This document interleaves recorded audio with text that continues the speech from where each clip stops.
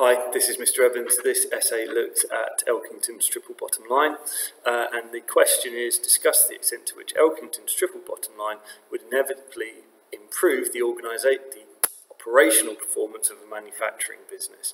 Now, it may be worth you just taking a couple of seconds to plan out how you would answer this question before you watch the rest of the video. I've also included here my descriptor of what I believe the features of a top band answer would be. I would suggest that you start off by planning the essay and knowing what your conclusion will be before you start.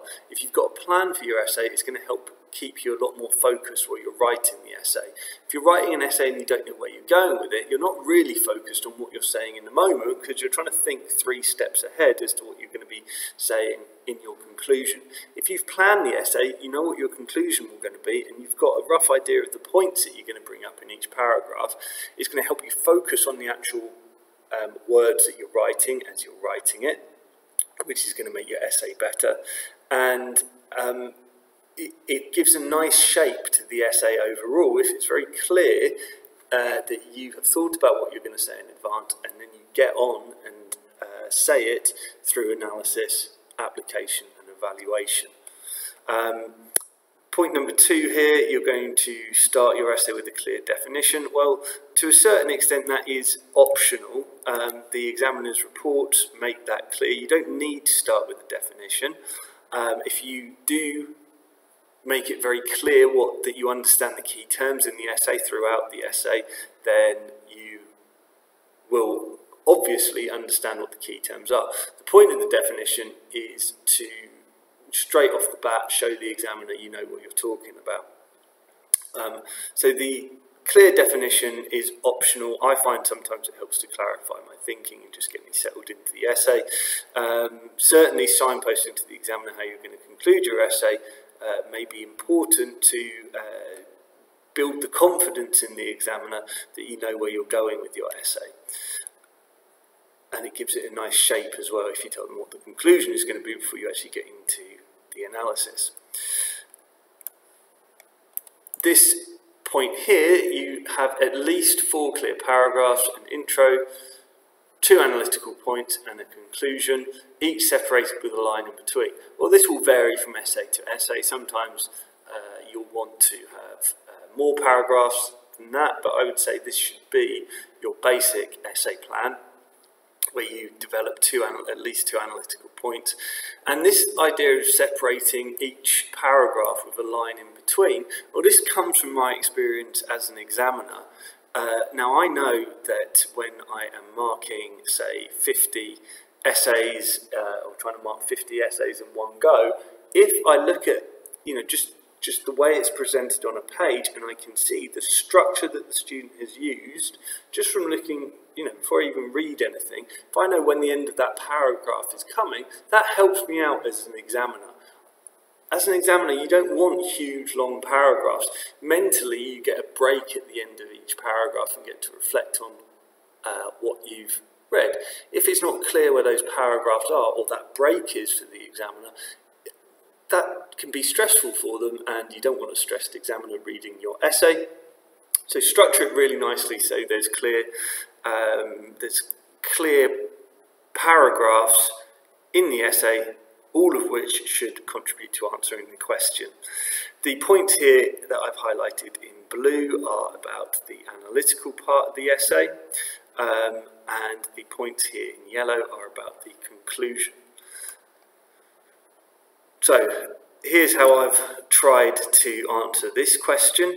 Okay, it's all very well, by the way, me giving you a structure to answer different essays, but every essay has a range of approaches that you can use. These are just guidelines for you. One of the things that the examiner's report does make clear for the new specification is that, teachers shouldn't really be coaching their students in different ways to write essays.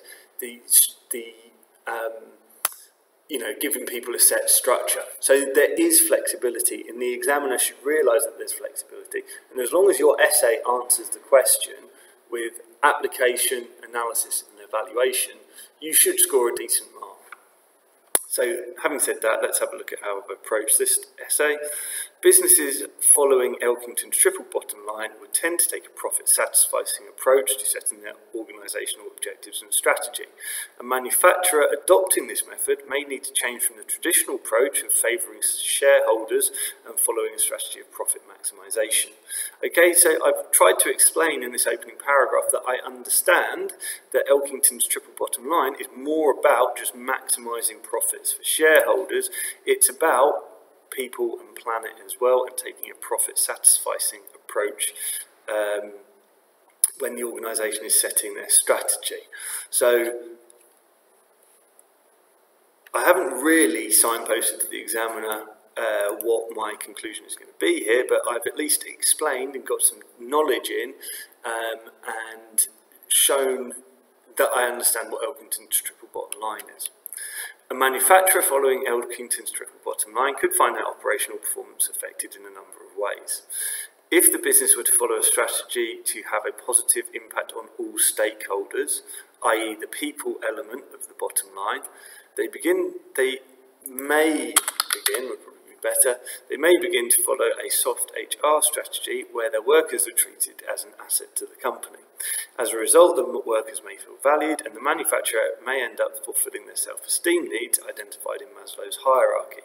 A more motivated and engaged workforce would likely increase their labour productivity and so increase operational performance. Well, looking at this paragraph as a whole, we can see that I have some knowledge about Elkington, all right? The people element of Elkington's triple bottom line. I've used a model to support my answer, soft HR strategy. I've brought in a motivational theorist, Maslow. Always good to bring in a motivational theorist, and if you're talking about motivation, and by the way, I haven't just dropped in Maslow's name, I've shown the examiner that I know what Maslow's model was, and then I've linked it to operational performance in terms of labour productivity.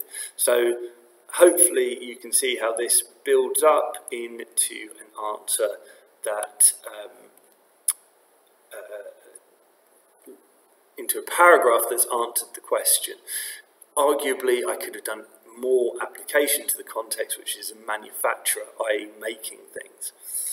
In addition, a manufacturer concerned about the planet, okay, so I've shown the examiner that I know now that Elkington's triple bottom line is about people and planet, would be keen to reduce the amount of waste that they produce, including waste products. This may incentivise the company to improve the quality of the goods that they produce, so that there is less material wasted on the production line and less reworking of faulty items or goods returned. This could lead the organisation to improve their quality as well. So again, at the end of the paragraph, I've linked this back to operational performance, so it should be clear. You know, quality is one measure of operational performance, and I've done a bit more application to a manufacturer. Okay, manufacturers produce goods, they have production lines, and we're talking about faulty items, goods returned. Okay, that probably wouldn't be the case in a service provider. So hopefully you can see that I've brought in some context in that paragraph as well. Finally, Elkington emphasised the importance of an organisation making a profit. Okay, so now I've talked about all elements of Elkington's triple bottom line. Without doing so, the organisation would be unable to survive and so have a positive impact on their shareholders or the planet. Not sure if that makes sense, and so it would not be able to have a positive impact on their stakeholders of the planet.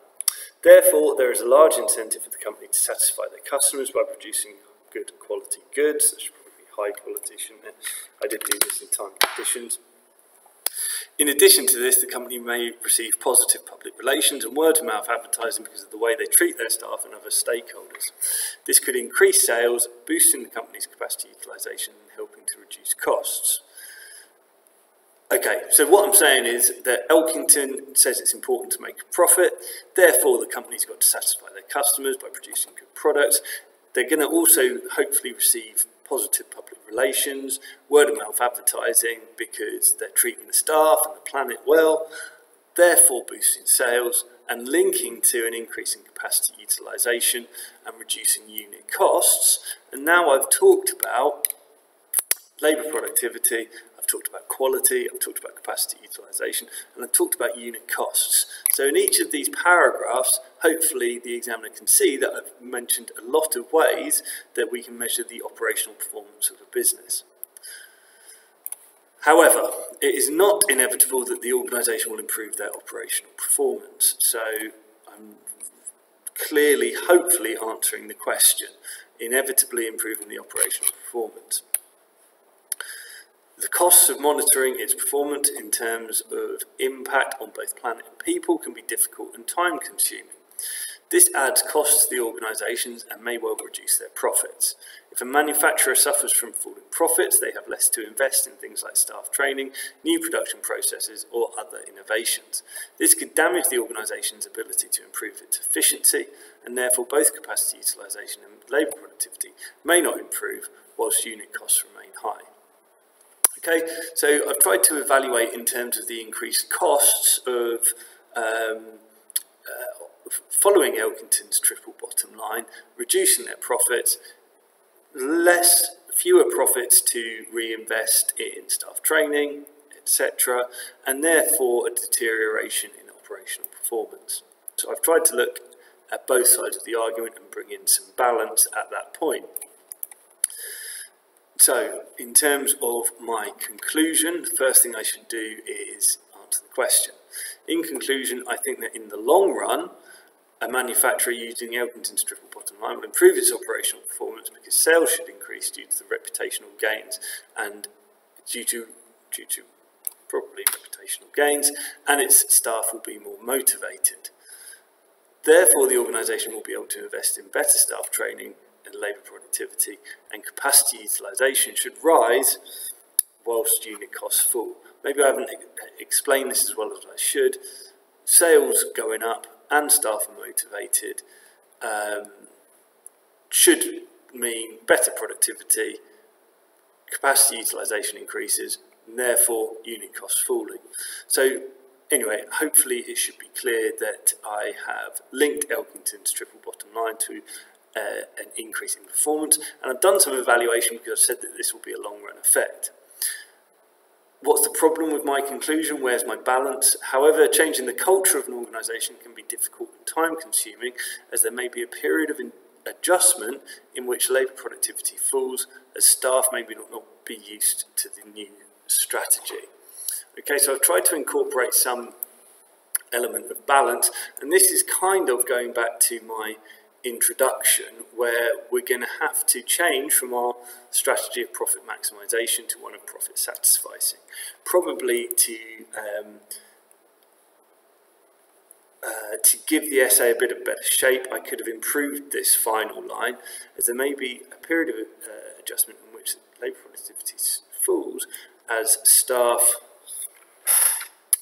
change from being focused profit maximisation to profit satisficing. That's probably a better end to the essay, as it echoes my introduction and gives the essay a nice shape,